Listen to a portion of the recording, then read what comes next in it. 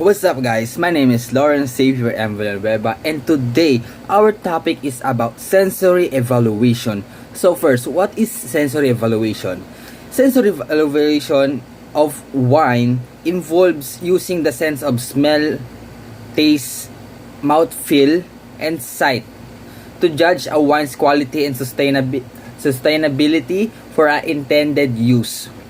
Sensory evaluation is a method devised to increase the objectivity of the very object process, the assessment of wine through its smell, taste, and observation physical characteristics such as color and clarity. Through the use of formalized assessment process, or observation can be recorded and wines compared between climates, vineyards, growing season, and production methods. While each individual taste differ using a repeatable sensory evaluation technique and learning to associate descriptors with mouthfeel, smell, and taste that enables a wine to be consistently described. Through this process, the individual develops an increased appreciation of all wines and is able to more easily discriminate quality factors and assist clients with their preferred selection. Going back from the sensory evaluation, there are two kinds of sensory evaluation, which is the formal and the informal. The informal wine sensory has a wine sensory science, sensory in the cellar, wine competitions. So wine sensory science, the trick is to get a valid product sensory assessment is to perform in a way that to limit the bias, which include the serving of each wine having a blind taste process, which the item or the name of the wine will be covered so that biases will not conduct on the evaluation of the wine tasting. Towards from the sensory in the cellar, sensory evaluation have a place in the wine cellar. From the purest point of view, the winemaker and cellar staff likely taste their wines weekly from harvest through bottling to determine quality, production strategies, and wine styles. Wine competitions. The place where biased opinion most often masquerades as sensory evaluation is during wine competitions. Several recent studies have provided strong evidence that wine competition judging panels are often not reproducible. Okay? So, wait guys. So, moving on. We will discuss the characteristic and origin of the production method of not just only 3 but 4 different Australian wines that I've chosen to give knowledge and some insights about this kind of wines. So, red wines produced by fermented in contact with grape skin, normally dry. Then we're going to the production of red wine, which is red wine is made from black grapes. When it made, the entire grape including the skin is used. The stalks are removed in the crusher stemmer and the skins of the grapes are broken. The resulting must of grape juice and skin is pumped to the fermented tank where yeast work on the natural sugars in the grapes to extract color. That's why our red wine is a darkish red color, because of the black grapes and the sugar that they can extract from the black grapes. So that makes alcohol and implant flavors that to create the wine. Yes, the liquor wine is drawn off and what remains of the must is pressed to extract the wine, which is still held the pulp. The wine is then rested in a tank and yeast residue called the lees sinks to the bottom of the tank. It is called racked off. The lees of an initial aging. While the wine is resting, it undergoes a secondary fermentation, which reduces the acid in the wine and makes it softer. It is then racked off again and filtered before being left to mature in barrels for between 6 months to 2 years before bottling. Maturing continues after red wines has been bottled. White wine, usually produced from the white grapes, but the grape juice is usually fermented away from the skins, normally dry to very sweet.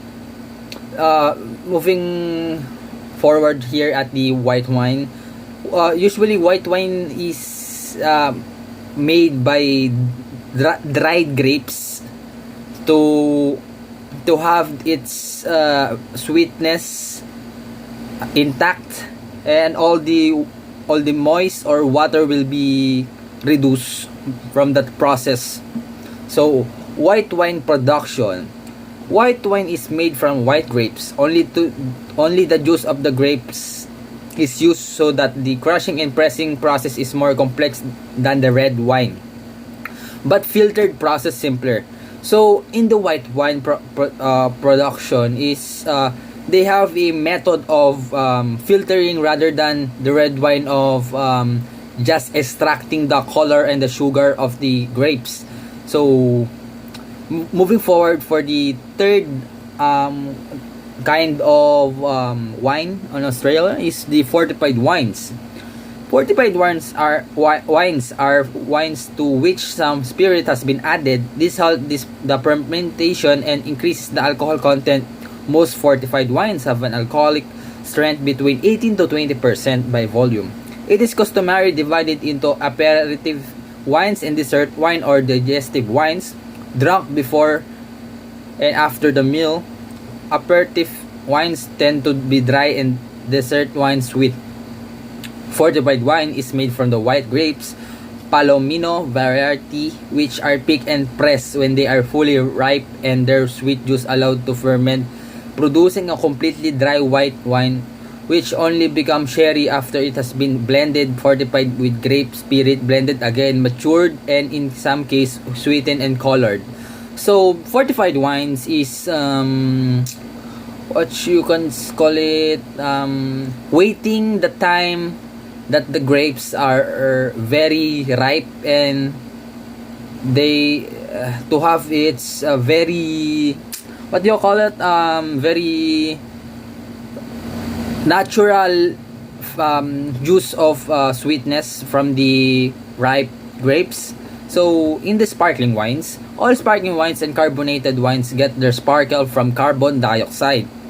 So sparkling wines is commonly made with carbon dioxide to have its carbonated effect, or the bubbles, if you may say it in a normal way, because it is very famous to have a sparkling wine that name in a small area is of Paris called Champagne.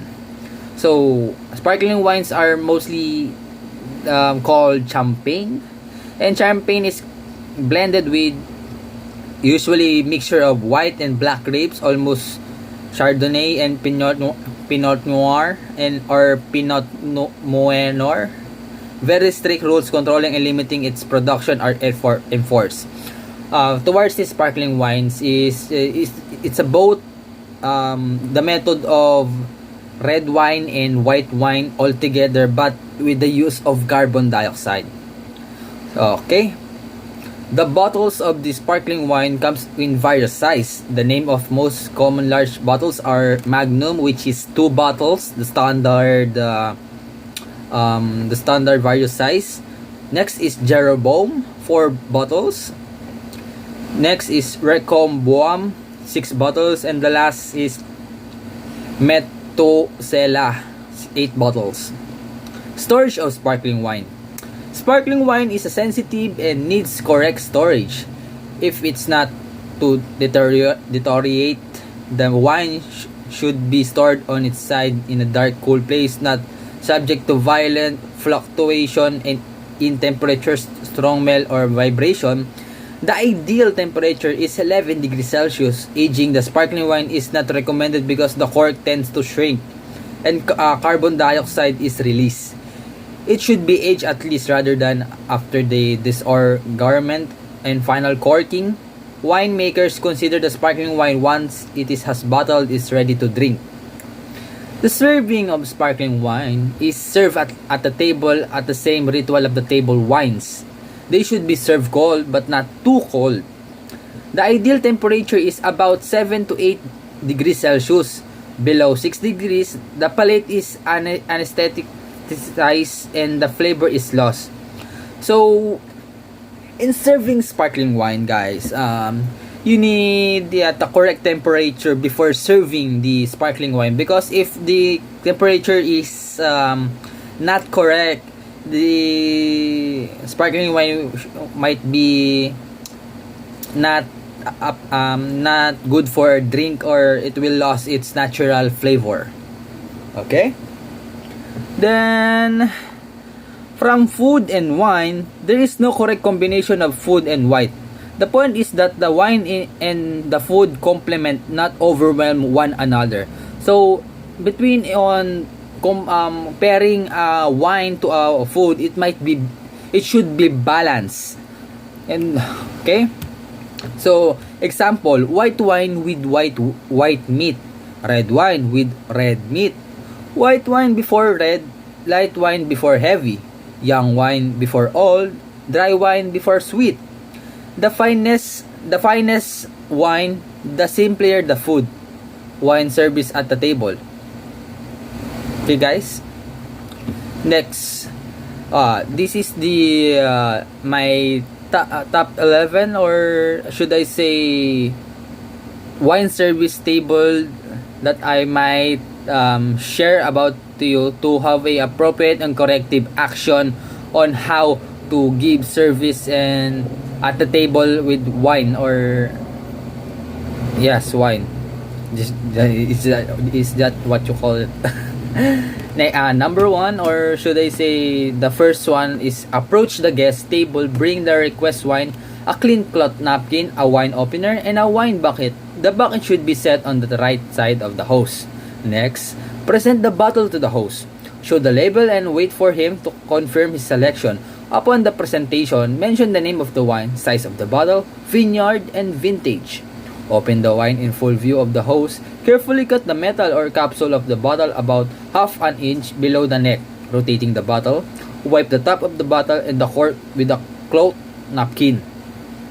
Draw out the cork using a corkscrew. Make sure that the screw goes well in the cork and it's both centered in the cork and straight. Lift off the screw into one firm motion until cork is fully extracted. Present the cork to the host for evaluation. Wipe the mouth of the bottle to remove any cork or mold.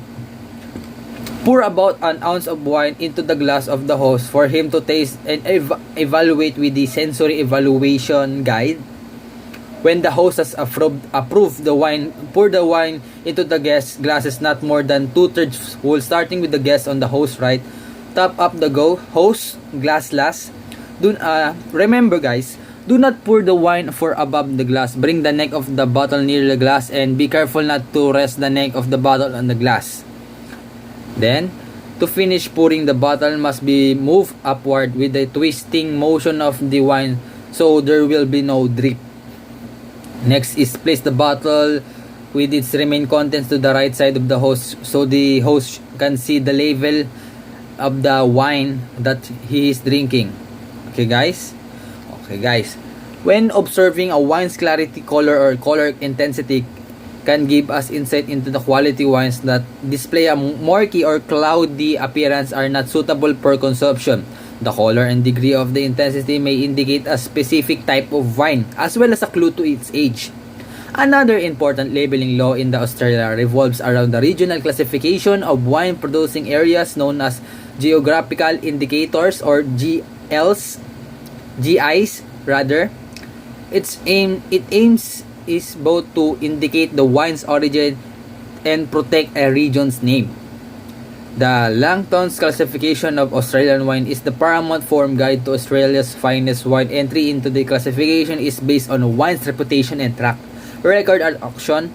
The inaugural classification in 1990 included just 34 wines.